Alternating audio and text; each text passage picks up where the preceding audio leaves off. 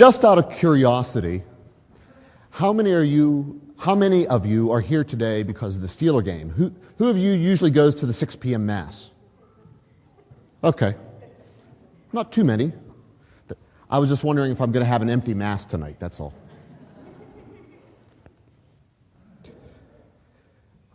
Samuel, from our first reading, is someone who I have a lot of things in common. However, Samuel was one of the judges of Israel. That is, he was one of the heroic figures of Israel. I'm not.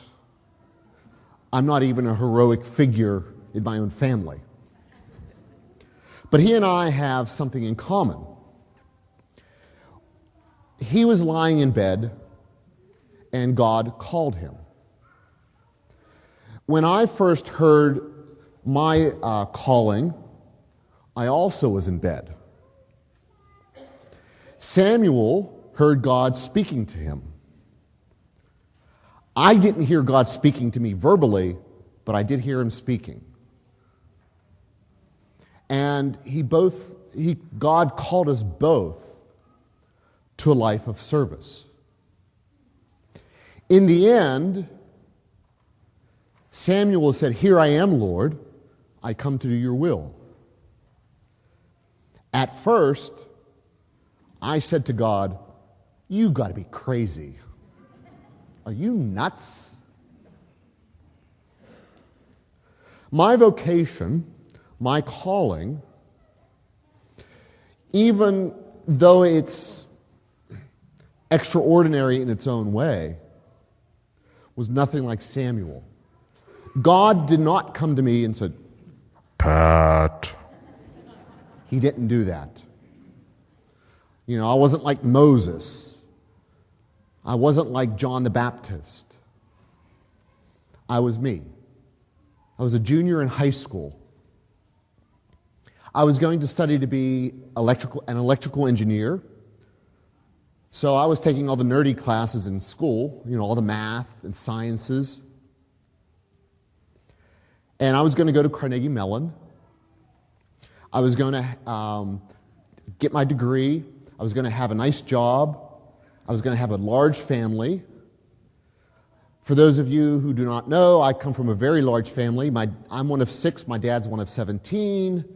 My mother is one of 5, but her parents are one of 12 and 10, respectively.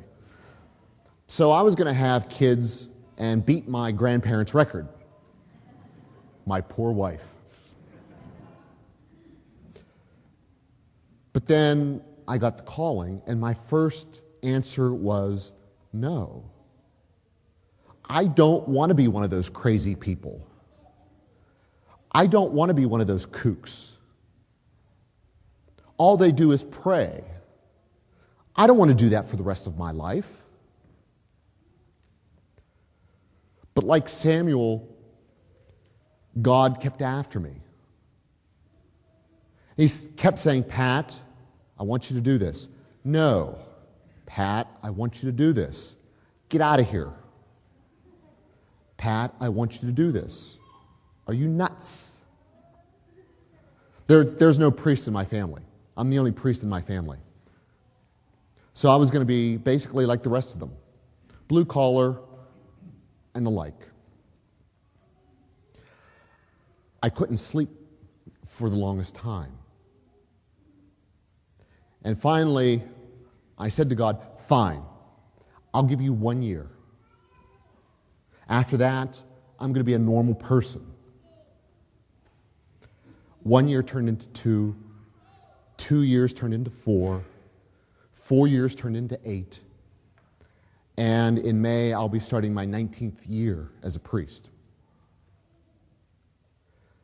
There are days that I don't want to be a priest, just like all of you who have a bad day at work. Whatever your job is or whatever your profession is, there are days that I could have done something better. But over the years, I've learned that it is not wise to say no to God. I've learned over the years that when I do the Lord's work, I'm a much happier person. My vocation in life is to be a priest. At times a good priest, at times not so good a priest. At times a holy priest, at other times not so holy a priest. At times a priest full of grace, at other times a priest that needs to go to confession. I'm just like all of you. But I have found joy in bringing God to other people. Whether it's hearing confessions, whether it's celebrating Mass, whether it's just helping somebody and listening to a problem, I've learned that to do God's will like that makes me happy. I was called, like Samuel, to a vocation. And for our meditation, I'd like to share with you basically a couple thoughts for yourselves. Most of us think that a vocation means being called to the priesthood or to the religious life or working for the church in some capacity. A vocation is something that all of you go through yourselves.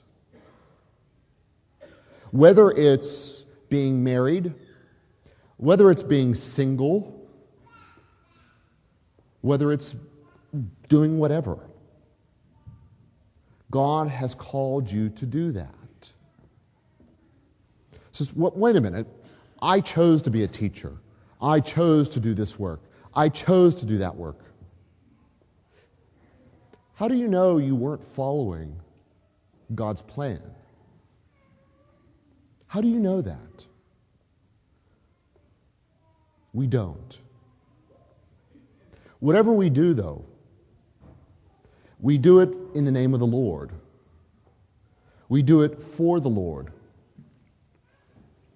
Whether it's a high-ranking executive, whether it's a blue-collar worker in a factory, whether it's a mom or a dad, whether it's a kid, we are all called to do God's will and to do God's work. We are all called to proclaim the gospel. When we say no, in the end,